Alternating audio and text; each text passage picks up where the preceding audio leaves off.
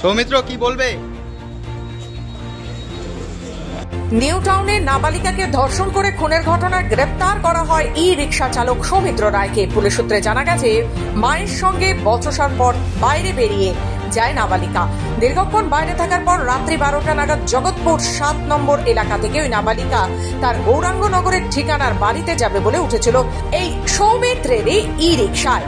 এরপরই রিকশায় থাকা অন্যান্য যাত্রীদের বিভিন্ন গন্তব্যে পৌঁছে দিয়ে নাবালিকাকে একা পেয়ে সরাসরি বাড়ি না নিয়ে গিয়ে নিউ টাউন এলাকার একাধিক গলিতে গলিতে ঘুরিয়ে লোহার ব্রিজের কাছে এক পরিত্যক্ত জঙ্গলে নিয়ে ধর্ষণ করে এবং খুন করে ই রিকশা চালক সৌমিত্র।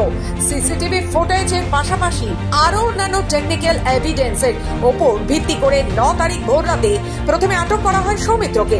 পরবর্তীতে পুলিশ জিজ্ঞাসাবাদে কথাবার্তা যথেষ্ট অসঙ্গতি পায়, গ্রেপ্তার করা হয় তাকে।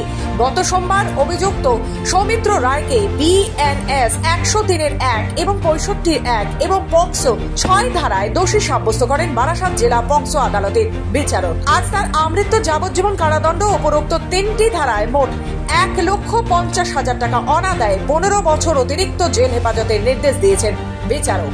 আজকে আমাদের যে গত কালের আগের দিন যে 3টে সেকশনে ও কনভিকশন হয়েছিল, তা আমাদের ছিল 103-1 মানে মার্ডার, একটা ছিল অ্যাগ্রেভেটেড penetrative sexual assault section 6 of POCSO act, এবং আমাদের যেটা রেপের সেকশন ছিল 16 বছরের নিচে 65 সাবসেকশন 1।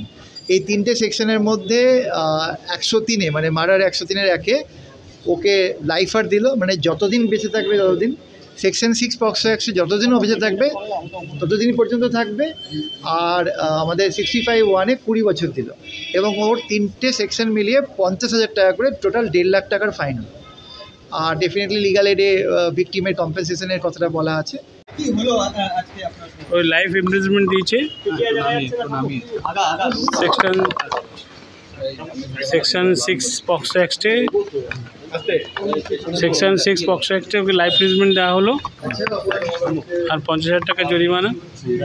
সেকশন 65-এ দেওয়া হলো 20 বছরের যাবজ্জীবন। আর 103 যেটা ছিল বিএনএসএস, ওটাতে দেওয়া হলো লাইফ ইমপ্রিজনমেন্ট, ওটাতেও 50,000 টাকা জরিমানা করা হয়েছে। ঠিক আছে, অ্যাপিলে যাবে এই পর্যন্ত। আর কি অভিযোগটা ছিল যে একটা বাচ্চাকে মার্ডার করে, বা এটা এখনও একটু কনফিউশন আছে যে রেপ করে মার্ডার করেছে না মার্ডার করে রেপ করেছে। It is not clear to us.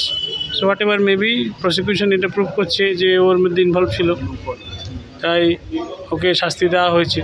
দেখুন, সাজা বলতে মানে যে নৃশংসভাবে ও মানে আমার ভাগ্নিকে ক্ষতি করেছে বা মৃত্যু দিয়েছে, তাতে করে আমরা তো চাইছিলাম আমার ফাঁসি অবশ্যই হবে। কিন্তু আমাদের তো দেশের আইন ব্যবস্থার উপর নির্ভর করতে হয়। আমাদের আইনে যেটা বিচারপতি ভালো মনে করেছেন সেটাই দিয়েছেন, এখন এটাই আমাদের মেনে নিতে হবে। এর বেশি আমরা তো খুশি হব, যদি ওর ফাঁসি হতো তাহলে আমরা খুশি হতাম। এটা আমাদের আশা ছিল ফাঁসি হতো, ফাঁসি হলে আমরা খুব সন্তুষ্ট হতাম। কারণ যেভাবে ওকে মেরেছে এইভাবে মারার কথা না, মানে মানুষ এইভাবে মানুষকে মারে না। ও খুব নির্যাতনভাবে মেরেছে, খুব যন্ত্রণা দিয়ে মেরেছে, তাতে আমরা অসন্তুষ্ট আছি। মানে কীরকম ফাঁসিটা হলে আমরা খুব ভালো থাকতাম। ফাঁসিটাই চেয়েছিলাম, কিন্তু ফাঁসিটা তো হলো না।